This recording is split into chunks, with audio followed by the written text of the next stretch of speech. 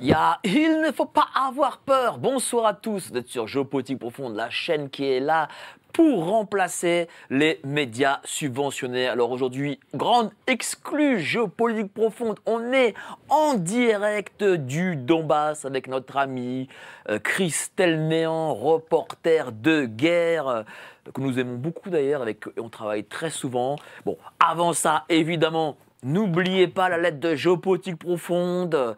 Voilà, vous vous y abonnez en cliquant sur le lien sous la description. Évidemment, nous étions les premiers à dire que le Bitcoin allait monter. Et ben voilà, c'est monté cette semaine. On en parlera avec notre ami Philippe Herlin. Mais avant ça, on est avec Christelle Néant en direct du Donbass. Bonjour chère Christelle, comment ça va? Bonjour Mike, ça va et toi? Bah, très très bien, mais ça me fait très plaisir de te voir là de cette si bonne mine. Merci, bah écoute, ouais, beaucoup de travail, beaucoup de choses qui avancent.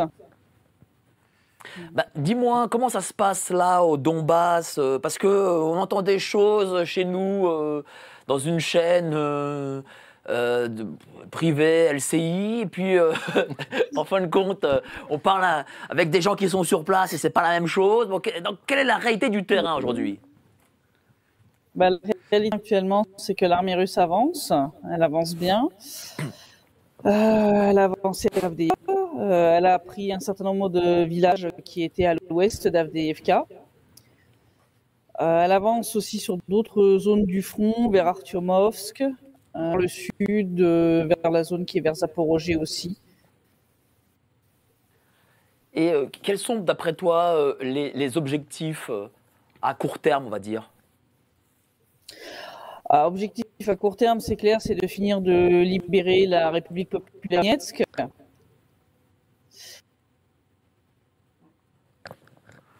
Ah, il peut y avoir quelques petites interférences, hein. N'oubliez pas, nous sommes en direct du Donbass, hein, donc c'est pas évident. Mais vous inquiétez pas, normalement la ligne est à peu près correcte. Donc vas-y. À peu près, ouais. Voilà, à peu près. À peu près. Je pense que les objectifs à court terme, de libérer les républiques populaires de Donetsk, les quelques villages de la République populaire de Lugansk qui ont été perdus à l'automne 2020.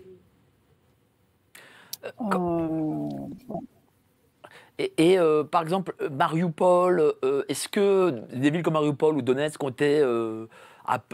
j'ai appris qu'elles ont été reconstruites. Est-ce que ça, c'est une réalité? Oui, ça avance à plein régime. À Donetsk, ça a toujours été depuis le début de la guerre. Il y a toujours eu des réparations très très rapides après les bombardements. Oui.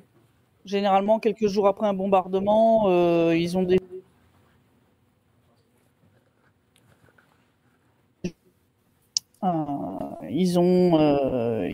effacé la trace. Parce que ça, c'est des choses qu'on ne dit pas ici. On parle de champs de ruines en France. Et donc, non, tu confirmes, Mariupol, par exemple, a été reconstruit. Mariupol est en cours de reconstruction. Oui. Ça avance. Alors, c'est clair que j'ai vu il n'y a pas longtemps une vidéo sur YouTube.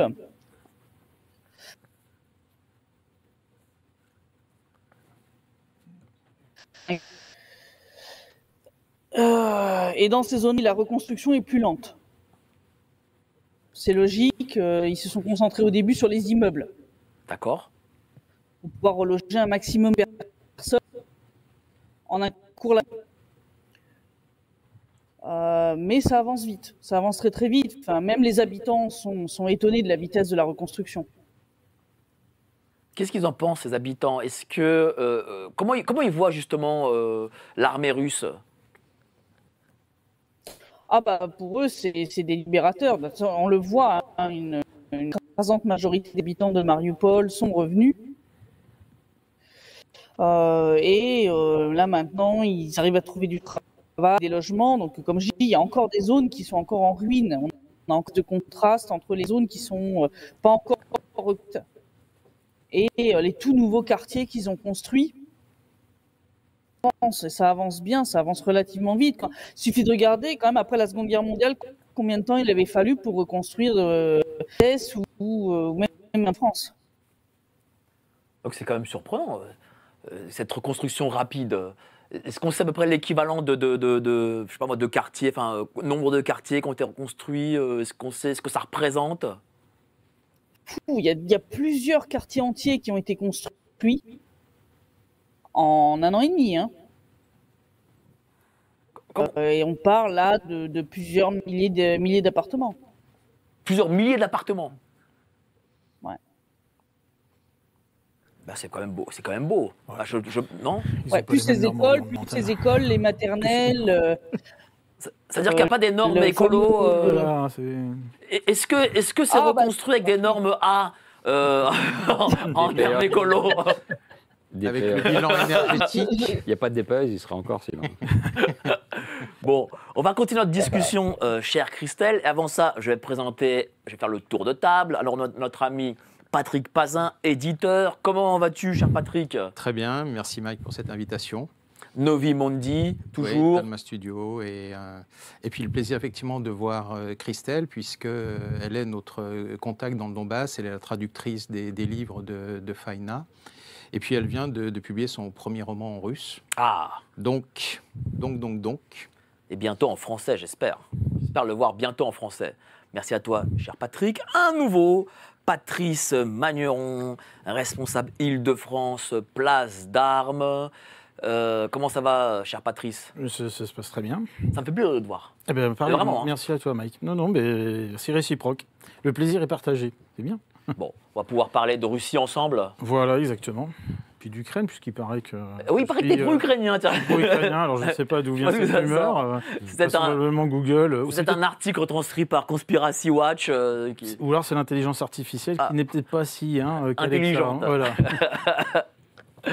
Merci beaucoup, cher Patrice. Et enfin, notre économiste playboy, le Alain Delon de l'économie, Philippe Erlin. Comment ça va, cher Philippe? En pleine forme, comme le Bitcoin. Donc, là, voilà, comme le Bitcoin. Là, t'es heureux, là, aujourd'hui. Là, t'es heureux. Combien de temps, combien a pris le Bitcoin cette semaine? Bah écoute, la semaine dernière, quand j'ai fait ma chronique, on était à 68 000 $. Ouais. Aujourd'hui, et je disais, on peut encore acheter. Aujourd'hui, on est à 72 000. Pas mal. Donc voilà. Donc 4 000 $. En une semaine, on a gagné plus que le livret A sur un an, quoi. Ah donc, ouais, même sur 10 ans, même. Ouais. Ça, et on peut encore continuer d'acheter, voilà, mais c'est un placement à long terme, je dis toujours. Il ne faut pas acheter pour gagner sur une semaine. Et non, pas être un spéculateur. Voilà. C'est 4 ans, voilà. Mais c'est toujours satisfaisant quand on achète et que la semaine d'après, ça monte. Hein. On est toujours plus content quand ça se passe comme ça. Donc 4 000 $ en une semaine, c'est beau. Ça va. D'ailleurs, tu as écrit un excellent article sur les géopolitiques du mois prochain, enfin de mars plutôt, de mars. Voilà, de celui qui sort, sur le Bitcoin, pour expliquer vraiment d'où vient cette progression. Et puis il y en aura un autre dans 2 mois ou 3 mois pour mieux estimer le cours, parce qu'il y a des modèles. Il y a un modèle, le modèle Stockflux, qui permet d'estimer le cours, qui est un modèle en fait, qui a été créé à l'époque de l'or, avant même que le Bitcoin existe, qui donne des résultats assez intéressant. J'attends de voir quel sera exactement le cours au moment du halving, fin avril, pour caler ce modèle et puis ensuite estimer les mouvements qui se produiront en 2024 et 2025. Donc ça, ce sera numéro de mai ou juin. Voilà. Donc, merci beaucoup, cher Philippe. Oui. Enfin, moi, ça me paraît normal que le Bitcoin augmente, puisque à partir du moment où Philippe fait une chronique sur géopolitique profonde qui est vue mondialement, voilà. C'est inévitable. Nous connaissons les vraies causes. Ce n'est pas du délit d'initié. Hein. Je précise. Voilà, je précise. Bon, ma chère Christelle, peut-être dorénavant, Donbass Insider, c'est International Reporter, pourquoi? On avait la fameuse agence dont j'avais discuté avec Vladimir Poutine. Oui. Et comme là, on va s'ouvrir à des qui ont travaillé ou travaillent encore sur d'autres théâtres d'opération, comme la Syrie, Gaza, le Yémen. Bon, il fallait un peu sortir d'un nom qui était très lié au Donbass. Donc, on a cherché un nouveau nom et donc c'est devenu... Et quel sera le rôle de cette agence de presse? Bien, c'est une information objective, actuelle, sur ce qui se passe un peu partout dans le monde. C'est-à-dire de faire le boulot que devraient faire en fait les agences de presse et qu'elles ne font plus depuis un bon moment pour les agences occidentales.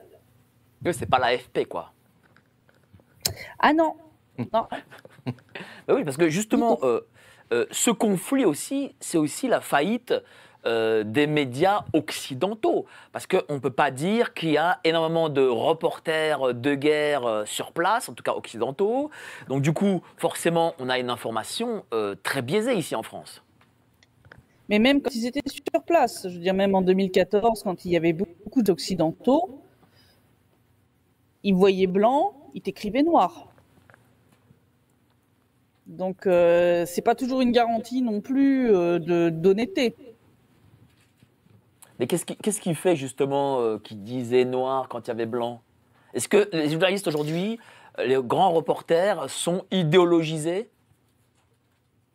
Énormément. Enfin, moi, je vois les confrères auto, c'est catastrophique. L'écrasante majorité, ils sont complètement pro-OTAN, ils sont idéologisés, ils se prétendent neutres, ça me fait rire. Mais en réalité, ils sont totalement pro-OTAN, pro-Amérique, pro-Union européenne, et ça biaise totalement leur point de vue. Mais c'est quoi? C'est une question de génération? Je pense aussi de formatage à l'école de journalisme. Je pense que ça vient aussi de là. Hein. Ça, c'est quelque chose qui m'est souvent reproché, le fait que je n'ai pas fait d'école de journalisme, mais en fait, je m'en félicite. Oui, parce que toi, ça m'a évité un formatage. Justement, tu as appris, toi, sur le tas, enfin sur le terrain, tu as appris sur place. Qu'est-ce qui fait que tu as décidé d'aller directement là où ça chauffe, si je puis dire? Parce qu'en fait, Dan, j'avais compris que les médias occidentaux faisaient leur travail. J'avais déjà compris qu'ils nous mentaient ouvertement. Ils ont fermé les yeux sur les nazis qui étaient sur le maïs. Ils ont fermé les yeux sur les interférences américaines dans tout ce processus. Ça me fait toujours rire quand j'entends aujourd'hui qui me disent que non, les Américains n'étaient pas derrière le Maïdan. Ça me fait rire.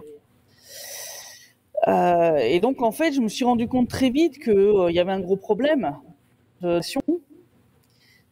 Et je me suis dit, en fait, quand il y a un moment où j'ai commencé à travailler avec l'agence DONI, qui était la première agence internationale qui avait été créée dans le Donbass. Et là, je me suis dit, il faut que je sois sur le terrain. Que je puisse faire des reportages comme je veux les faire, aller interroger les gens, leur donner directement la parole. Et cela malgré les risques. Parce que beaucoup ne savent peut-être pas, mais tu as été ciblé, en tout cas par le régime de Kiev. Alors, je suis depuis 2016 sur le site Mirodvorets, qui est une sorte de Gestapo numérique. Donc, où ils cherchent à avoir un maximum d'informations personnelles. Je reçois régulièrement des menaces de mort.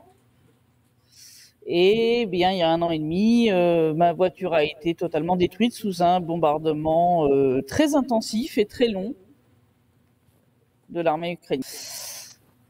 Et je soupçonne qu'ils ont reconnu ma voiture avec un drone. Aujourd'hui, est-ce que ta vie est encore en danger là où tu te trouves? Ah, bien sûr. On l'a vu, ils n'ont pas hésité une seule seconde à assassiner des gens qui n'étaient pas des combattants. Je veux dire, ils ont assassiné Daria Dugina, ils ont assassiné Vladlen Tatarski, ils ont assassiné d'autres journalistes russes. Je veux dire, Joraviov, par exemple. Ils ont tué Zahar Prilepine. Comment on le vit, ça, au quotidien? Ça implique de faire attention.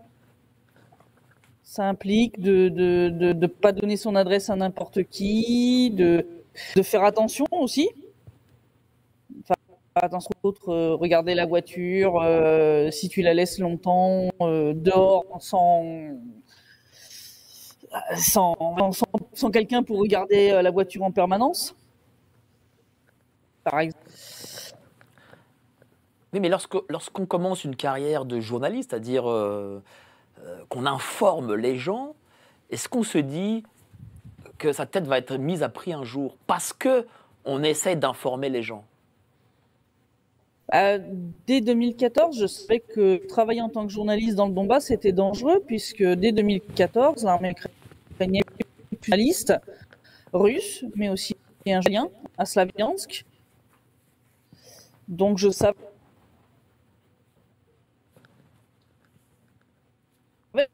terrible.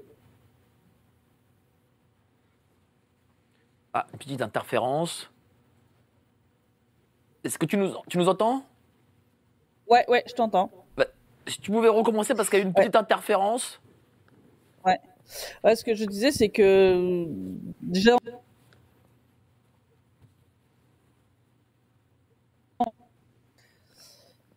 et donc je savais déjà qu'on était des cibles. Vous avez entendu? C'est bon? Bon, bref, on est en direct, je le répète, on est en direct du Donbass et c'est forcément, c'est pas évident. Dis-moi, chère Christelle, on a titré 10 ans de génocide au Donbass, point d'interrogation. Est-ce qu'on peut appeler ça vraiment génocide? Est-ce que ça, tu le définirais comme ça? Oui, puisque il y a une volonté très claire de l'Ukraine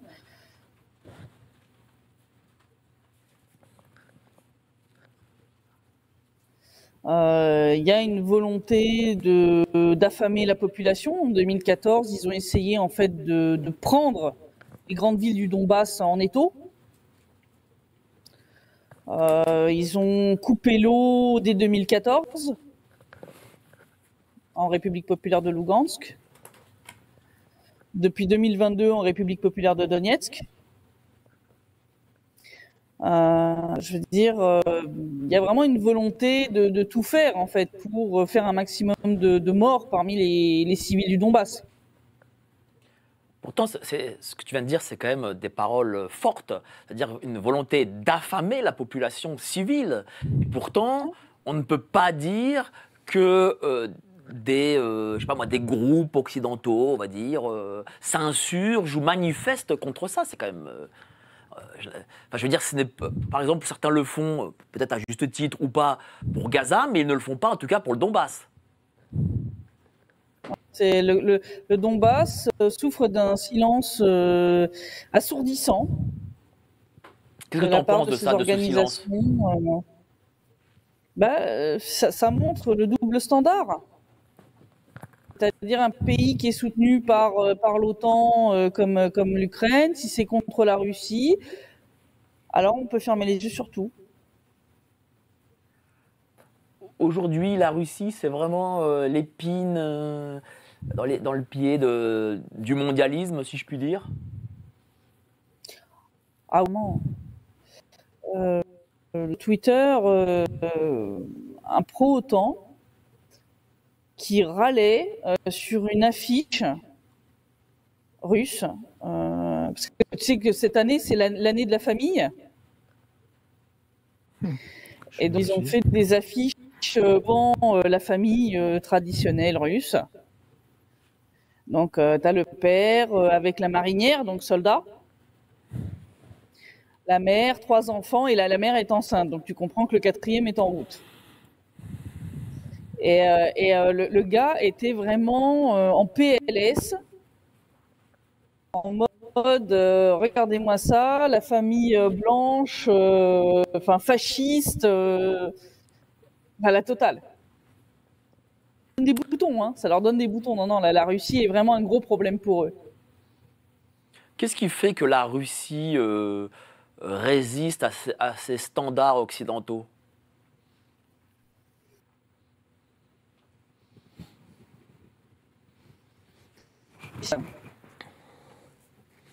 Tu m'entends? Voilà. Oui, je t'entends, on t'entend très bien.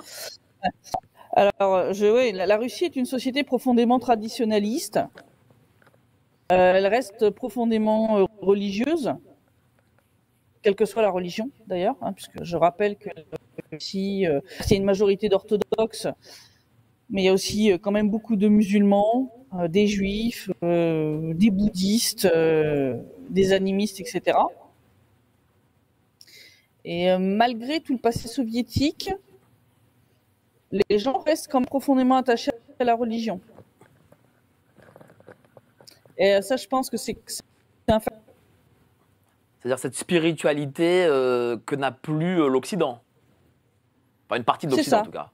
Et même plutôt la France, qui est dans la religion de la laïcité. Ça, bon, ça après, on peut en débattre. Dis-moi, chère Christelle, cette semaine, il y a les élections présidentielles. Comment ça se passe? Est-ce qu'il y a une campagne qui se déroule? Oui, alors en fait, c'est plus les autres candidats qui font campagne que Vladimir Poutine. Bon, je pense que lui, son bilan parle. Donc c'est plutôt les autres, comme Slutsky ou les communistes, Ouais. ou les gens.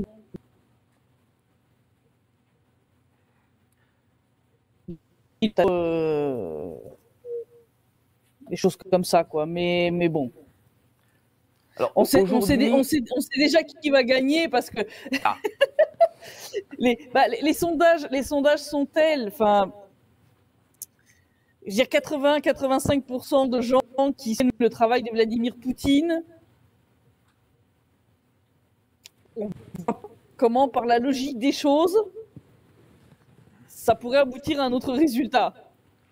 Ça veut dire qu'en Russie, il y a 80 à 85% de Russes qui soutiennent l'action de M. Poutine, même avec le conflit, même après le conflit ukrainien. Bien sûr. Sa cote de popularité, même l'opération a commencé. Et ça, on le sent dans les rues, Oui. auprès des gens, ils te le disent. Ah oui. Moi, il y a plein d'interviews là de gens que je fais, pas publiés pour l'instant, puisque selon les lois russes, puisque maintenant nous sommes une agence officielle, donc je n'ai pas le droit de faire, on va dire, de favoritisme pour un candidat. Ouais. Donc, mais tous les gens que j'interroge, ils me disent,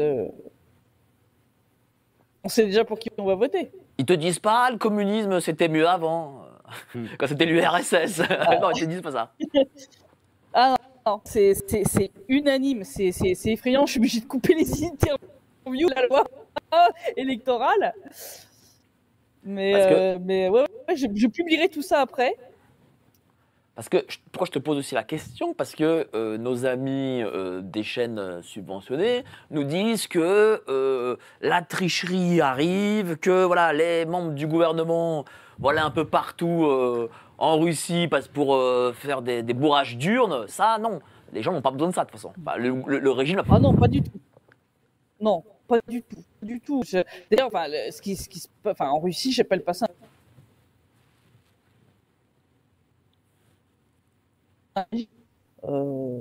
est tellement fort. Je dis, moi, tous les gens que j'interroge ici, ils sont tous pour lui, quoi. Mais ils le sont réellement? Ou Ah oui. parce qu'il y a des yeux peut-être de Moscou qui regardent et donc qui te disent on l'est. Non, les gens le sont. Pour eux, Poutine, c'est celui qui a décidé le déclenchement de l'opération militaire spéciale et qui donc a sauvé le Donbass.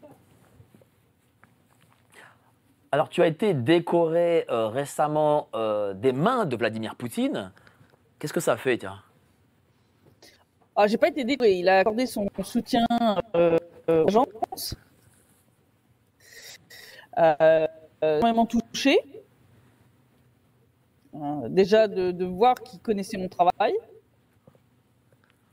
et qu'il l'appréciait et qu'il a apprécié à sa juste valeur l'importance de cette guerre de l'information et d'avoir des journalistes qui sont brisqués pour dire la vérité. Merci à toi, chère Christelle. On va passer au grand débat et donc tu auras les questions de nos acolytes qui sont autour de la table. Mais avant ça, les petites annonces. On a fait de la route grâce à vous. Merci, on va continuer. Ensemble, on va lutter contre le pouvoir profond. Comment? Grâce à vos dons et notre travail. Au-delà de la réinformation, c'est notre engagement. Rendez-vous sous la vidéo pour nous soutenir.